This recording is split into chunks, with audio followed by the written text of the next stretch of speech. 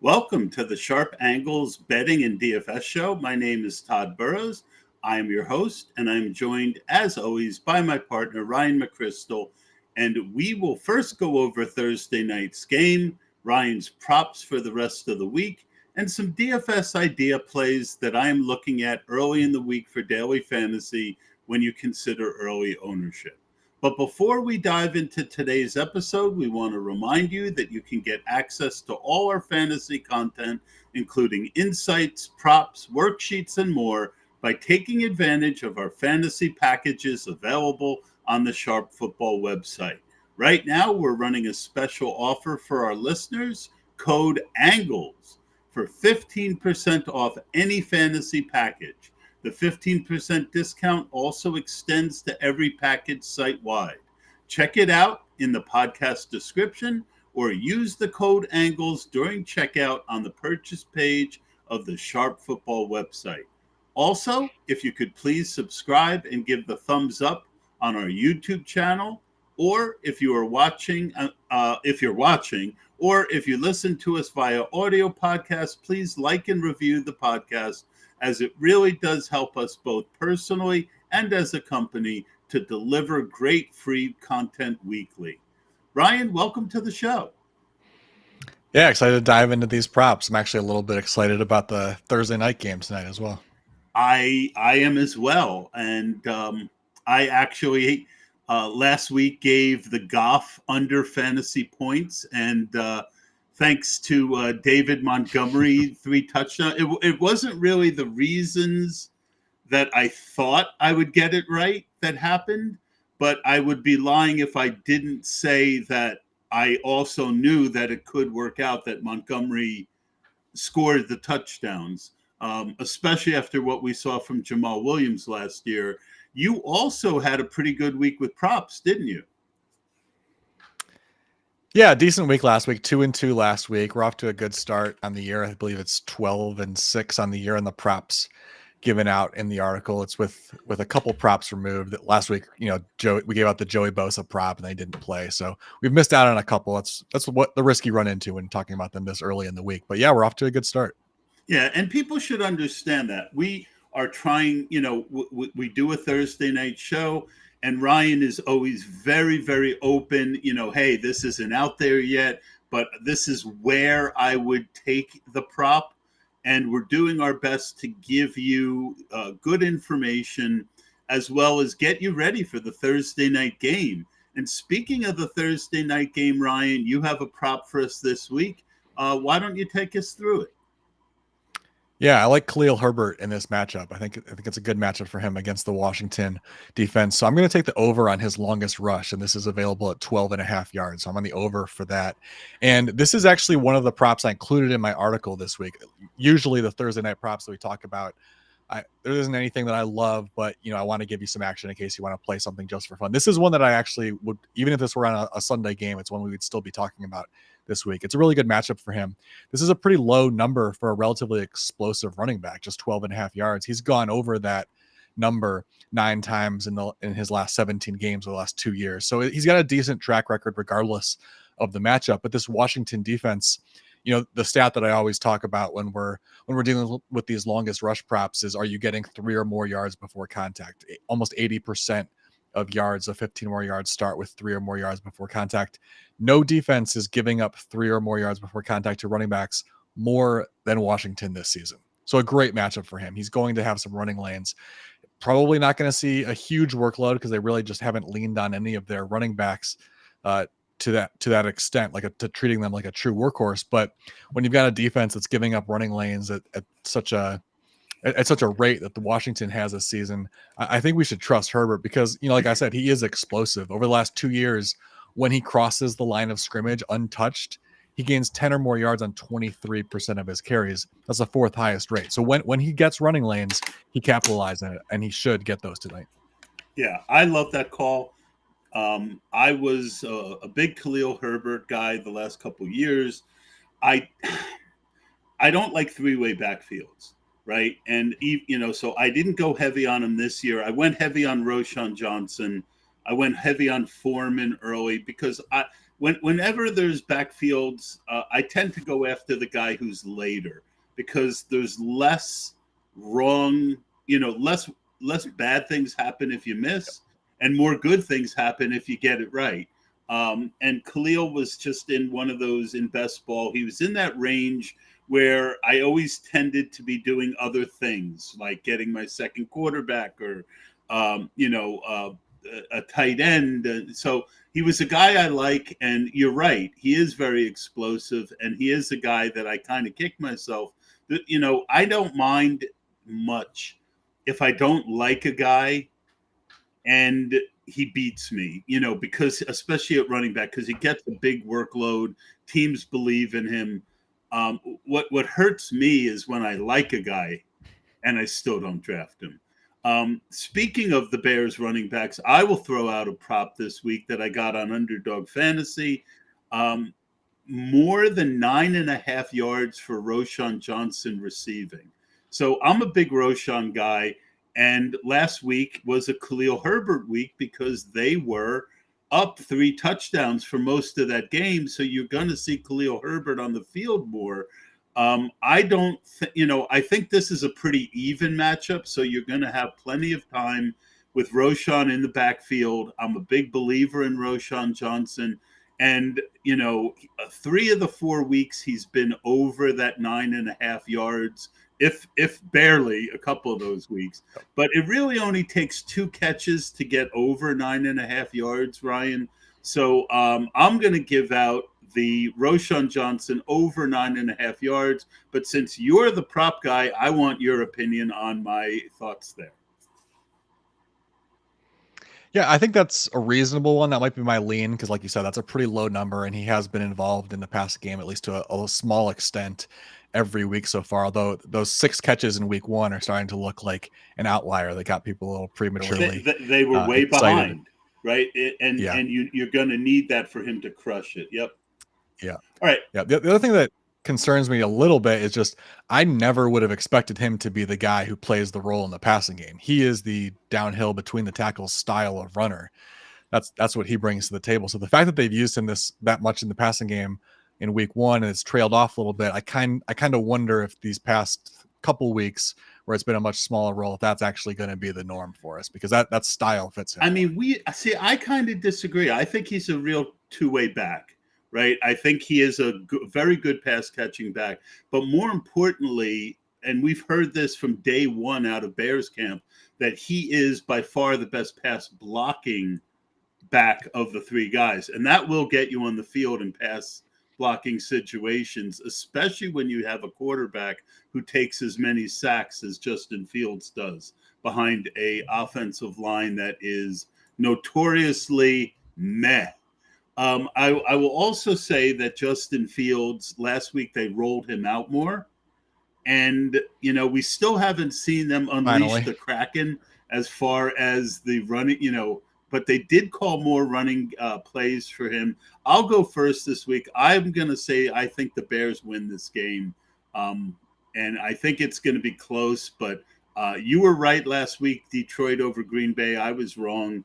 I don't put a lot of thought into this, but I'm going to take the Bears. Who you got tonight? I'm with you. I'm also on the Bears. I thought I was the one going to be picking the upset, but we're both on it. I'll say Bears in a close one, maybe Bears 27, Commanders 17.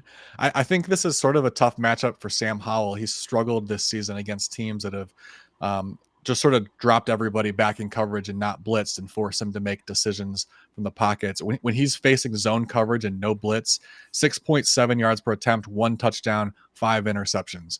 So if you can force him to sit in the pocket and make decisions, that's where he's struggled. And that's what the Bears tend to do. They use that zone coverage, no blitz scheme at one of the highest rates in the league. So I feel like they can maybe force Howell to make some mistakes in this game, and the offense should be just good enough to capitalize on it. I love it. We either live together or we die together. That's the way it should be, although it rarely is. It's always fun when we disagree, but I prefer when we agree. So let's get to the rest of the plays that you have this week from your article. The first one is a guy that I have been avoiding in DFS. I was hesitant in best ball. I drafted a lot of his backup, and that hasn't been terrible so far for a 17th round guy on Chuba Hubbard. But you like the receiving over on Miles Sanders. Why don't you give us a look at why? Yeah, so long as this line stays where it has been, I'm going to be on the over on Sanders receptions. It's been 2.5 every week so far, and the over is 4-0. He's barely cleared it a couple times. I think it's 2 of the weeks. It's been 3 receptions, but he has done it. Hopefully, the fact that he's just barely cleared it a few times means that it stays the same, because it's not like he's smashing the over. We played this, I believe it was 2 weeks ago when they played Seattle, and the logic there was that early on, we've seen him get a little bit of action in the passing game, and Seattle doesn't blitz at all. And so that for any running back in the passing game. League-wide running back target share is 20% with no blitz, 12% versus the blitz. So when you got a team like Seattle or like the Lions this week that don't blitz a whole lot, it's a good matchup for someone like this. Lions have the 3rd lowest blitz rate in the league at 16%. Unlikely to change this week because Bryce Young has not seen a lot of blitzes from anybody this year. He's been blitzed at the 6th lowest rate, so probably not a matchup where the Lions would shake things up. I think we can trust them to keep that blitz rate low. So given Sanders' pretty consistent usage in the passing game, the fact that we think this will be a matchup where they're not going to blitz a whole lot, I think we go back to Sanders and hope that he can stay undefeated on the over on his receptions. Yep, just keep an eye on his injury. He does have a bit of a groin. For my best ball teams, I hope the groin is aggravated late in the week. But before my friend Ryan bets on it. Let's go back to the well with our next pick on a guy we both have been pretty high on this year. What is David Montgomery's rush attempt over this week? Yeah, I'm on the over on his rush attempts, which I think was the one that we gave out for that opening Thursday night game with him as well. Yeah. And we were obviously on the right track there, expecting him to be the guy that carried the workload in the run game. And that's absolutely been the case. In the 3 games he's played, his attempts total was 16, 21, and 32. The 2 Lions wins, it was 21 and 32. So in this game against the Panthers, pretty good reason to think with them as 10-point favorites, they're going to win and be leading for most of this game. We should see an elevated total. Now, I have not seen this line posted yet. It's never been above 14.5 so far. So I would be willing to take it all the way up to 17.5. I think you'll see a pretty strong workload.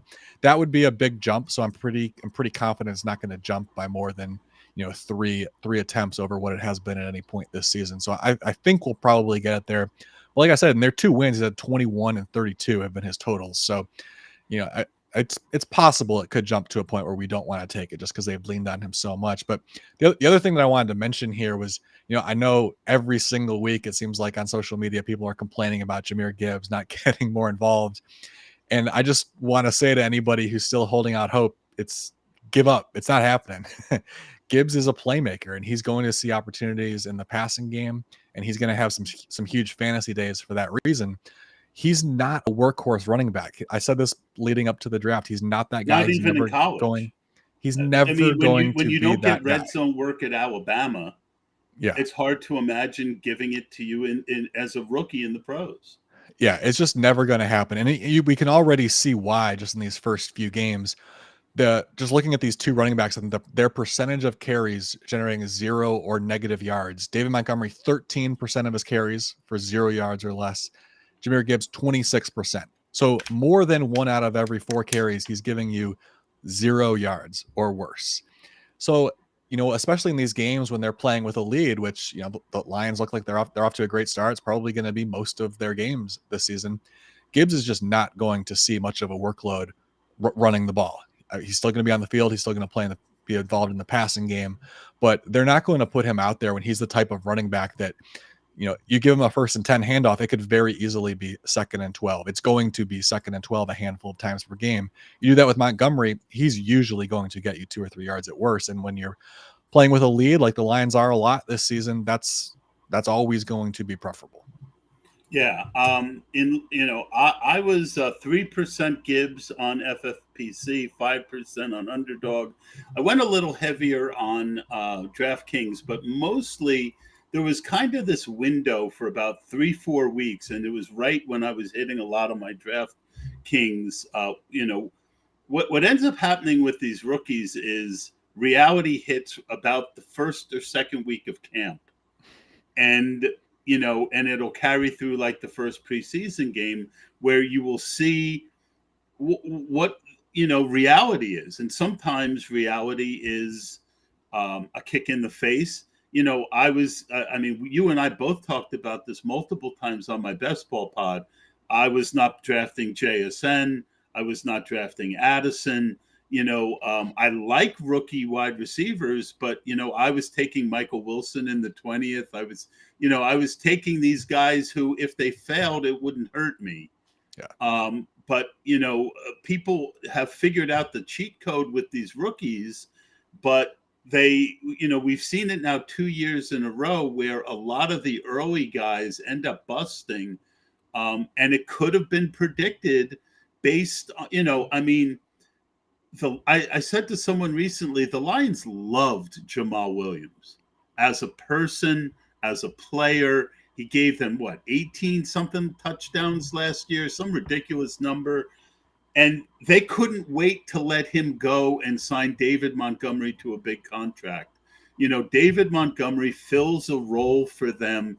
And even on Matt Harmon's show, Austin Eckler was just talking about, from a running back perspective, all the reasons that he thinks that the Lions use David Montgomery. And I'm right there with you. I don't see it changing. And in fact, even the week when Montgomery didn't play, Gibbs had an increased workload, but, he still was just kind of 50-50 with, backs who are terrible. So let's get to the next one. A guy that Joe Burrow, longest completion under. I think I know why you're going to say that you're on the under, but I don't want to prompt you. I want to hear your reasonings, and let's see if it's similar to my thoughts on this. Well, the reason, to put it bluntly, is Joe Burrow sucks. And I certainly don't mean that. I wasn't going to go there.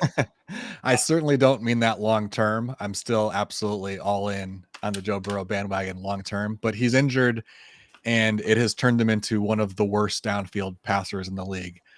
On throws 15 or more yards downfield, Joe Burrow is 2 of 22. That's a 9.9% completion rate. This might shock you, but that's the worst in the league by a very wide margin. The league average is 44%. The only other quarterback below 25% is rookie Bryce Young, who's having his own more understandable rookie struggles this year. I was on Stroud. Yeah, I was on Stroud as well. Remember, we had that conversation during our best ball pods. Yep. But, we do seem to agree a lot more than we don't, which is very comforting to me because, I'm much newer to watching tape, and I've always thought of myself as really good at running back tape and kind of meh at wide receiver and quarterback. Mm-hmm. But I don't know how you looked at CJ Stroud and Bryce Young and didn't come away thinking that Stroud was a much better quarterback.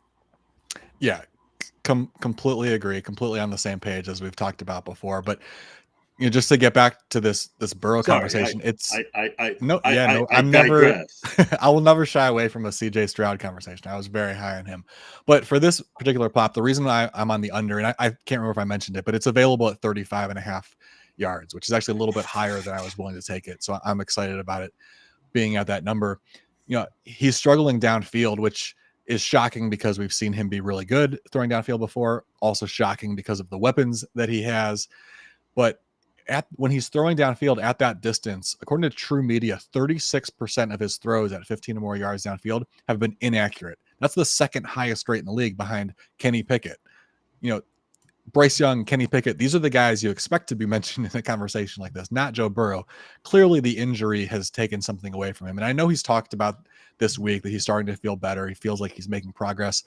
But given where he's been these first few weeks as one of the worst quarterbacks in the league, progress doesn't make me feel like that doesn't mean he's back to being Joe Burrow yet. At this point, given how terrible he's been, I'm going to have to see see it over a couple weeks that he's back before I really believe it. I'm going to be betting against the Bengals offense potentially for a couple weeks until he really shows a positive trend in the right direction, because this has just been hideous so far. And there's a couple other factors for this prop working in our favor. It seems like he might be without T. Higgins this week. He's his most targeted receiver downfield. Obviously, he still has Jamar Chase, but losing one of those big weapons hurts. And then the Bengals are favored by 3 points in this game against the Cardinals. So I would imagine if they get the opportunity to, they're going to keep the ball out of Burrow's hands as much as possible. So if they're playing with the second half lead, they're going to shut down that downfield passing game and run it as much as possible. So they may not even ask him to throw it downfield. Yeah, and last week they started just peppering Jamar Chase with shorter passes. Mm-hmm. So it'll be interesting because we'll get to Burrow in my DFS section. DFS obviously is a lot different than betting. Because you're betting a portion of your money, looking for a outlier almost result. So I look forward to that conversation when we get there. Your second to last is Josh Jacobs' longest rush under. Josh Jacobs has started to look better, but we still have not seen his offensive line play very well. Yeah, so this line hasn't been posted yet. It's for the Monday night game against the Packers. I'll take the under at 10.5 or higher. He has not had a run longer than that at any point this season, but there's a pretty good chance we'll get it higher than that. This prop was available at 14.5 last week. We played this prop 2 weeks ago when they went up against the Steelers, when he actually had his longest run of the year, and yet we still won with the under. He had a 10-yard run against the Steelers, and the under was still a winner. I stayed away from it last week against the Chargers because the Chargers have had some issues in their run defense. I was just a little bit concerned. Obviously, Jacob is certainly an explosive runner. So going up against a bad defense, I was nervous, but he was, his longest rush in that game was still 9 yards, and the prop was available at 14.5. So it was a very easy win for those that took it. So I'm going to start treating this like a matchup proof prop. I don't think Jacobs is capable of hitting the over with these lines, especially if they're as high as 14.5, the way his offensive line is playing. And he's averaging 0.7 yards before contact per attempt. That ranks 28th out of 35 qualified running backs. As I mentioned, he has that one carry of 10 yards. That's 1.6% of his attempts getting 10 or more yards. Average across the league is 9.7%. So Jacobs, arguably one of the 5 to 10 most talented running backs in the league, is dramatically by far the worst running back when it comes to producing these explosive plays so far this season. It's shocking to see, and it's not entirely his fault. It's partially the offensive line, but given the way the season has started, this looks like a matchup proof prop that we're going to have to go back to week after week, I think. I haven't seen anything on Jimmy Garoppolo clearing the concussion protocol either, so that's going to be interesting. All right, so let's see. What is the next prop, Sean? Oh, yeah.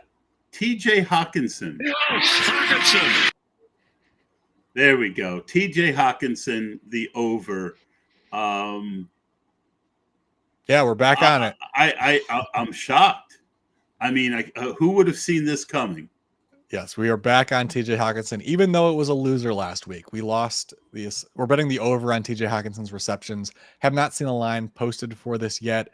Most likely it'll be 4.5 or 5.5. It's been 4.5 most weeks. There was 1 week where it was 5.5. We still played it.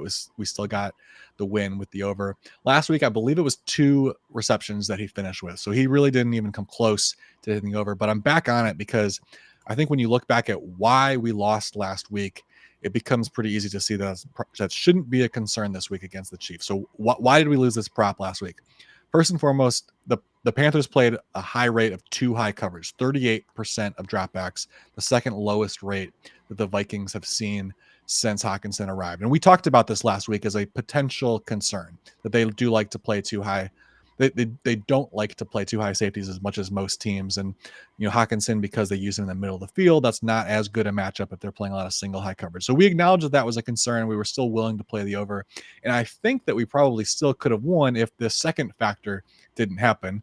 That's that the Vikings had 44 offensive plays.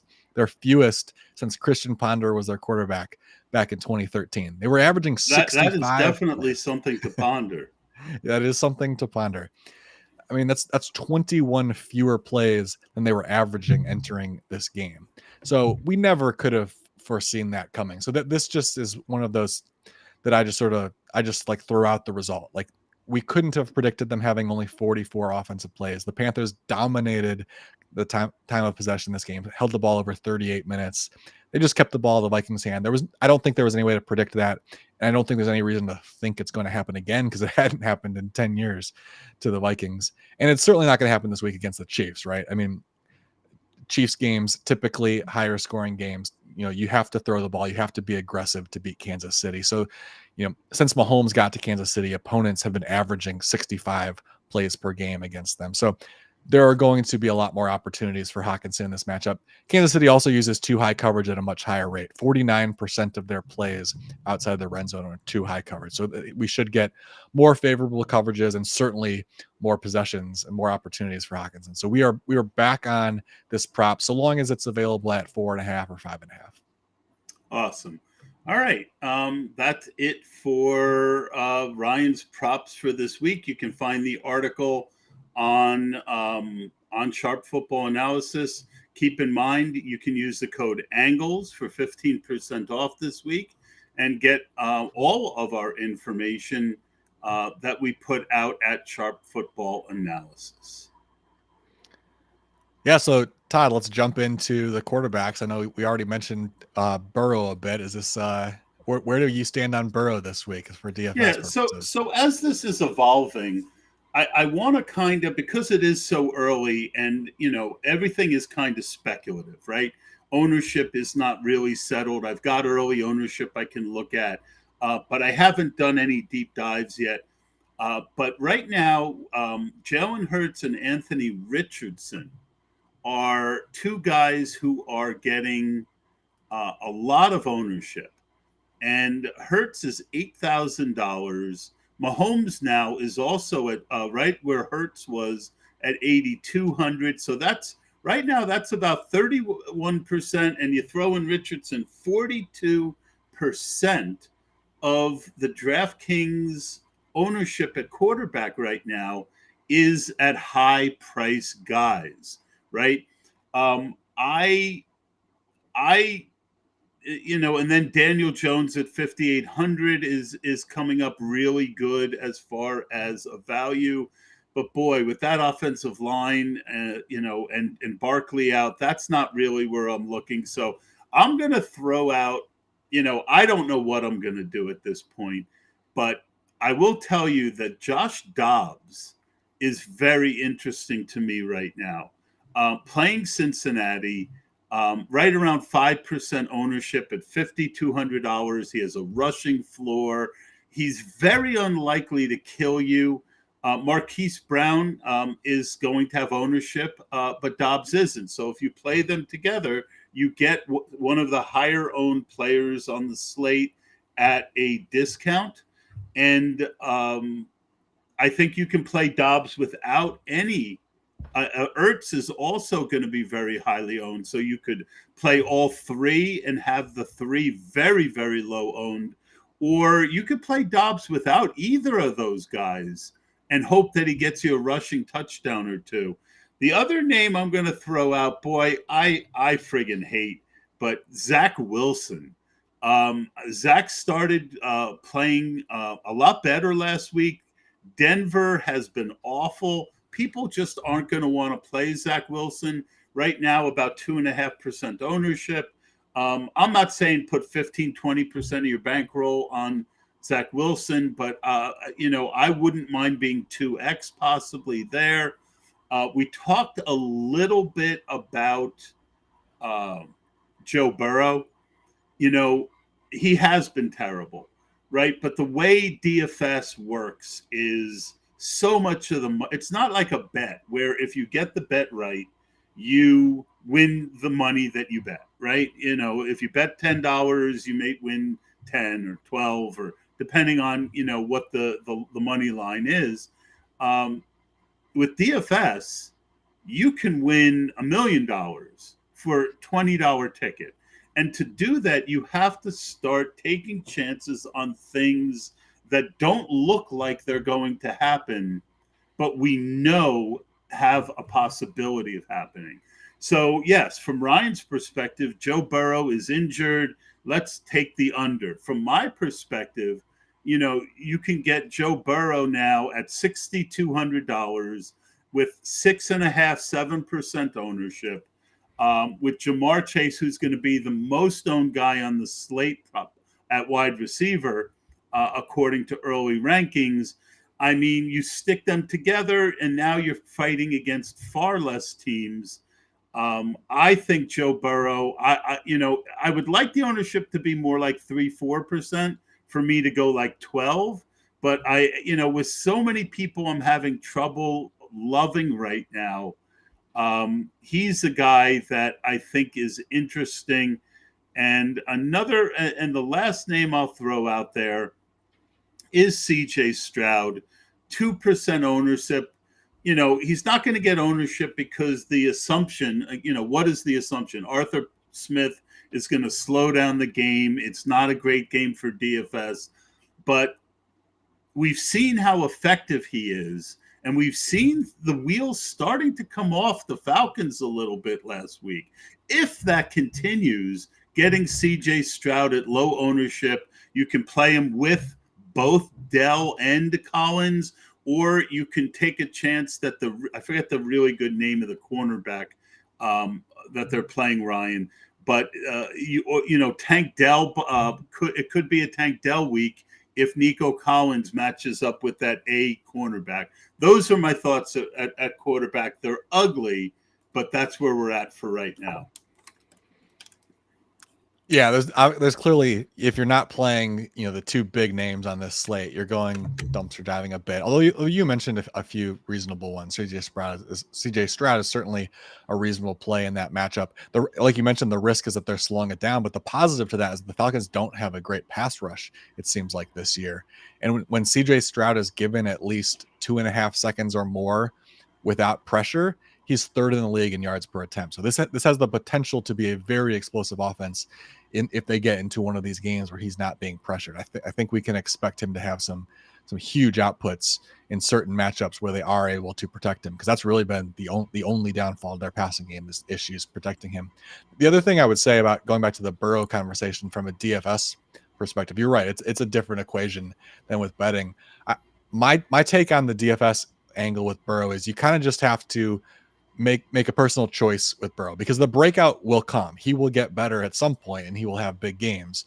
He's too talented for that not to happen. So do you want to wait it out and wait till you see that he's back, which I think is a reasonable option to take? Or do you just continue to play him week after week and hope that when that breakout happens, he's got a low roster share that week and you can capitalize on that? You might have to suffer through some bad weeks still before it happens, but I think that's another path, because trying to guess when that breakout is going to happen at this point, given how bad he's looked, I think it's going to be difficult to say. I don't think we're going to be able to predict that necessarily. It's just probably it's either going to happen very gradually, and then, week 10, suddenly he's like, back to full strength, or, one of these weeks he just, he doesn't tweak it during the game before or whatnot. And, he feels better and he just has a breakout game. If you want to hope for that to happen, I think it's reasonable to just keep moving along as forward and treat him like he's Joe Burrow and keep rostering him. I think the fact that when he starts getting in rhythm, I think they're going to want to, normally Taylor is that guy who takes his foot off the gas when he's got you, right? But I think after how bad they've played, and then you've also got T. Higgins out, so now you've got a tighter distribution, which is something that you look for, and you're going to see ownership on Chase and Boyd this week. But my point is that, Burrow, those guys have ownership, but Burrow really doesn't, right? So what is that saying? What that's saying is that there's great value on these other guys. So now by mixing them together, you really lower the people you're playing against. And if you get it right, but again, you go in knowing that, that's the choice every week, good chalk or bad chalk, because, you can over pivot or you could over chalk, and it really changes week to week. Sorry about that. Yeah, no worries. No, that's a good conversation to have. And speaking of good chalk, bad chalk, I know at the running back position, I think there's a guy with a pretty low salary who's likely to have a high rostership this week that you'll probably want to talk about. What do you got for us at running back? Well, I mean, this is some of the highest ownership we've seen in an early week so far this year, and there's 3 guys getting it. One, I know you're talking about Devon Achane, and he is by clearly the best value, and right now sitting in the, early this morning he was at mid 30s ownership. That's come down a bit, under 30. So I'll have, originally I was going to say I didn't know what I was going to do with him at I still think he could end up in the 30s though. Joe Mixon, high 20s, Bijan Robinson, mid 20s. I mean, that's where the owner and Alvin Kamara, low 20s. Those 4 guys are getting a ton of ownership. I don't know what I'm going to do about it yet. But I will throw out a couple of other, I'm going to be way under on Joe Mixon. You talk about Burrow playing and not looking good. Mixon really hasn't looked good, right? Could it happen? I mean, that's just one where if Joe Mixon has that 50-point week again, I will do the bull thing and wave and bow and say, okay, I missed it. Bijan is interesting, but I'll throw out a couple names that I'm looking at. One is Jaleel McLaughlin, the guy from Denver. If Javonte Williams is out, they're starting to ramp him up. He looks really good. The issue is if we hear Javonte's up, the ownership might go up too. So that's a tough one. But one guy that I really, really will be interested in if he's healthy. Right now, Raheem Mostert is at 3% ownership. And I love that kind of leverage because we've seen Achane, have these amazing weeks. But we've also seen Mostert, right now, Adam Levitan made a tweet today that the 5 fastest plays from scrimmage are all Dolphins so far this year. And I think it was 2 for Achane, 2 for Tyreek, 1 each for Waddle, and 1 for Mostert. People forget just how explosive Mostert is. And the chance of a 30-point game difference between Achane and Mostert is way, way less than a 28 to 3% ownership. And so if Mostert continues to have that low ownership, I am definitely going to be over on him, Ryan. The other name that I will throw out there is Breece Hall. I know it was coach speak that, he's not on a pitch count anymore. But Breece Hall, we all know, has the ability to take plays to the house. He reminds me of the kind of Joe Burrow play where, eventually it's going to happen. So if he stays under 10%, it's kind of like your props. If he stays under 10%, I will have some interest in him. If he gets over 10%, maybe less. But a lot more questions than answers on Thursday this week at a lot of these positions for me. Yeah, the one you mentioned that jumps out the most to me is Mostert. I really agree with your logic there. I think we still don't really know what Achane's role is going to be in this offense because, like we've talked about before, being a smaller guy who really relies on speed and getting the ball in open space, this huge output week after week, I just don't think it's going to be sustainable. I think he's going to have some really big duds. And so when his roster share is so high, I agree with your take. I think it makes sense to take Mostert instead when there's such a huge gap because, Achane has 4 rushing touchdowns already. That's unheard of for someone his size to be scoring on the ground. I mean, he does play. One thing I loved about him in his tape, Ryan, and I think we talked about this in the Best Ball pod, he doesn't play small.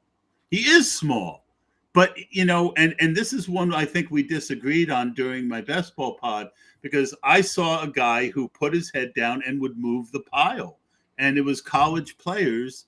But you, I think, had these really good facts about how many plays he got snagged behind the line. So Yeah, I don't have those numbers in front of me, but yeah, it was close to 30%, I believe, of his carries yeah, where he was getting stopped in the backfield. And so, yeah, I mean, I agree and disagree. There's definitely a power element to his game more so than some running backs his size. But the bottom line is right, he's 5'9", right. 185 pounds. Due to the last running back under 190 pounds to reach double-digit touchdowns in a game, you got to go back to the 1987 Rams. You have any guess? You remember who it was on the 1987 Rams? A former Heisman Trophy winner. 87 Rams. Heisman Trophy winner out of Charles White? USC. Yes, correct. Nice. Charles White with the 1987 Rams. And that was a I'm real I'm a random season fountain of late in his I am a career. fountain of useless old information. I had just gotten it right before you said, when you said Heisman, I Yeah. think that got it, and then I remembered that. Yeah. Yeah, Yeah, he was a first round pick of the Browns, kind of a bust, but then had a late career resurgence. It's he certainly was, reasonable if to think he may memory have been serves, over. he won the Heisman with Marcus Allen blocking for him as a fullback, if my memory serves, because definitely Marcus Allen won someone a Heisman as a fullback, and I think it was Charles White. And then White graduated, and Marcus Allen won the Heisman as the halfback the following year. That sounds about right. I think the time frame would have been right. I want to say White was maybe the 79 Heisman winner. So yeah, I that's am going about right. to look. But Well, like I said, these guys don't score touchdowns at a high rate at that, even if they're tough runners. I mean, I'll throw out another couple of guys since then who have been under 190 pounds who never reached that threshold. Philip Lindsay, a recent one who had a decent amount of success, but never able to put up huge numbers. Warwick Dunn, Charlie Garner. Well, I think Garner was over that weight by the end of his career. But those are guys who had good careers. Dunn had a fantastic career, but as a smaller guy, you're not scoring touchdowns in bunches because there's probably somebody else on the roster you'd rather give the ball to in those situations. And in the Dolphins' case, it's Mostert. I mean, he's not huge, but there is a decent, size gap, at least 15 pounds or so between Mostert and Achane. So I really and don't think. sometimes it's just a matter of numbers, right? And this is something that Jordan Cooper tried to just ram into my head.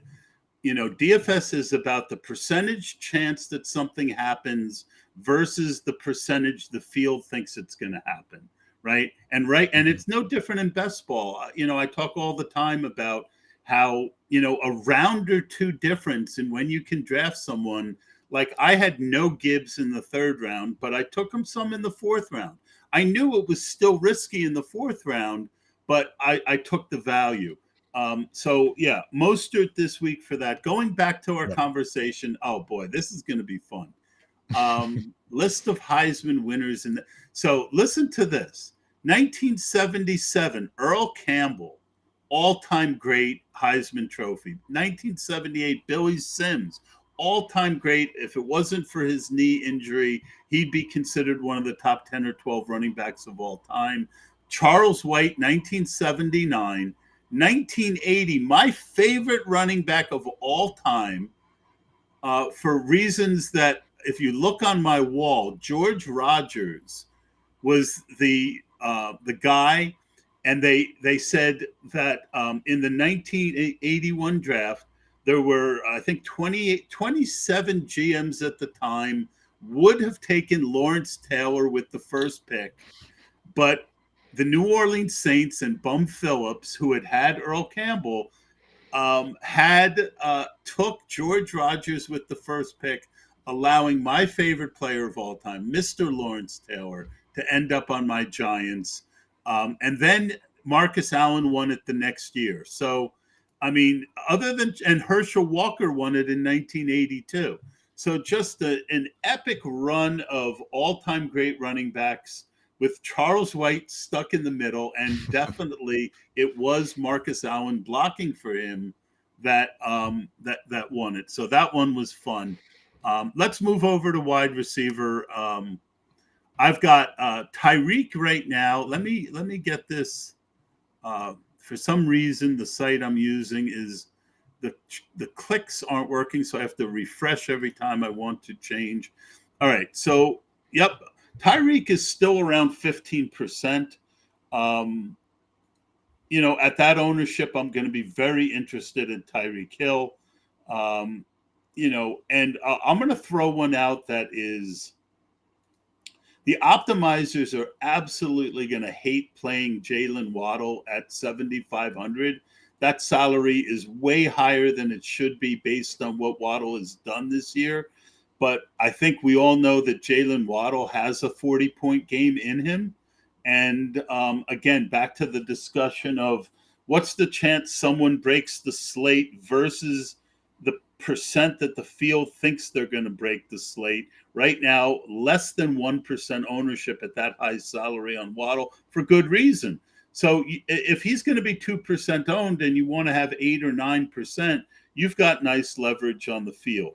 In that same thought process, while Jalen Hurts has heavy ownership, Devontae Smith had, again, the salary's higher than you would like to see. It's 7,400 for Devontae Smith, and because of that 3% ownership, we've seen Devontae Smith have some huge games.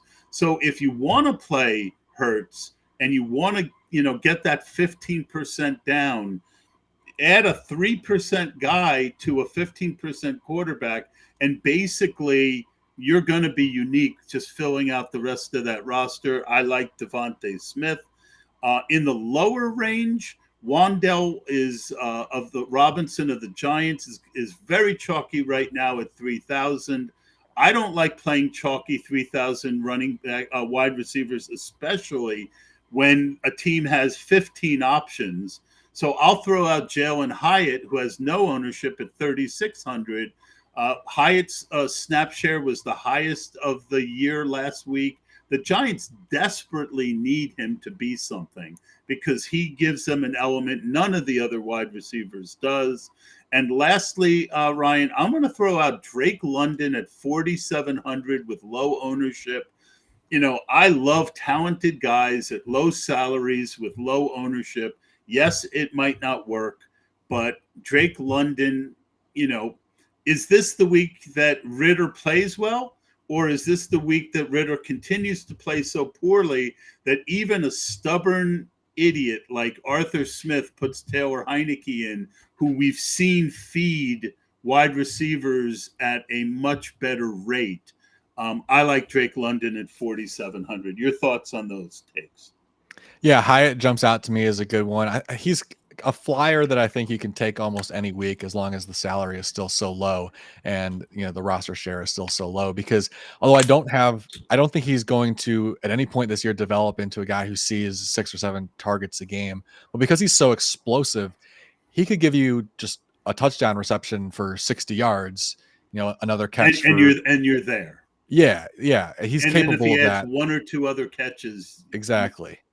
And he will probably do that. He'll probably put up very forgettable numbers for the whole season, but he'll have 1 or 2 games where he has an explosive play like that. And for DFS purposes, that's all you need if you got him on your roster that week. And the other one I really like is London, and I want to throw out a stack suggestion here, which I assume would be pretty low. A pretty low number of people putting this together. But we talked about CJ Stroud and Nico Collins. Why not pairing Drake London with that? I could certainly see a scenario where Stroud and Collins connect on a couple scores. They've got a lead, and then late in the game, the Falcons have to throw the ball, and Drake London, catches a few passes late in the game and ends up with a nice score as well. So, that's probably a stack that's not going to be very popular that I could certainly see paying off this week. The biggest problem with London is that Bijan and London becomes, if Bijan's 25% owned, London becomes great leverage on him.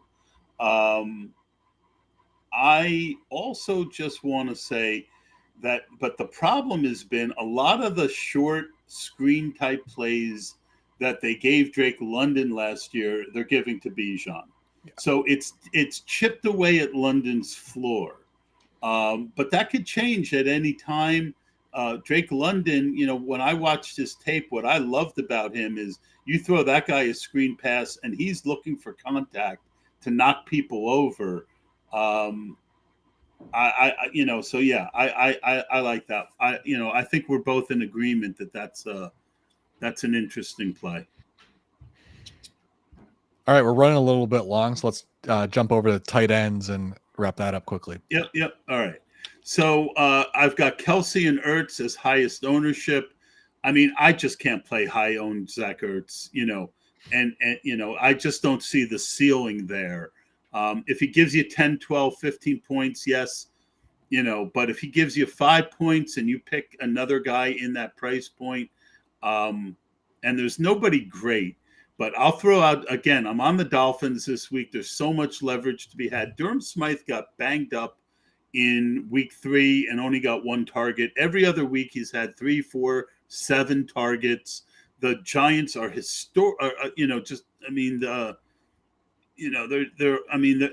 sorry. Yeah, I'm definitely with you on Smythe. I mean, really, any of the Dolphins' weapons. Yeah, I mean, as long as the roster Giants share isn't too high. The Giants are just historically bad against the tight end over the years.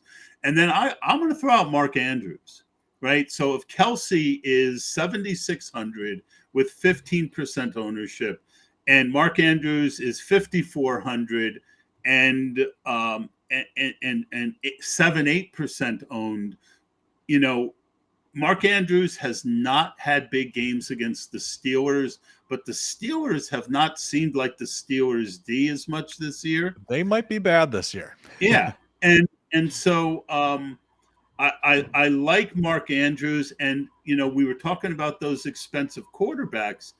Right now at $7,800, Lamar Jackson has 1 or 2% ownership. I doubt highly that he ends up that low. But if people are really going to put 15% on Mahomes and 15% on Hurts, he could be 3-4% owned. You put him with an 8% owned Mark Andrews, and I don't think you need to bring a Steeler back. Those are my picks at the tight end position. Give me your thoughts on that, and then I'll get us out of here. Certainly makes sense. I like your logic on Andrews a lot. It's early. We don't really know, but like I said, the Steelers might be bad. They got carved up by CJ Stroud and a really bad Texans offensive line. So I think it's reasonable to play Andrews there despite the history. Yep. And Durham Smythe has no ownership. And your boy Hawkinson is down around 4% ownership. But, right now, Mark Andrews at 5,500, TJ Hawkinson at 6,500. Give me Mark Andrews for DFS every day in that situation, Ryan. All right. That definitely makes sense. That's going to do it for this week. Remember, use the code ANGLES for 15% off at the Sharp Football website. Please give us a like and a subscribe. We would really appreciate it.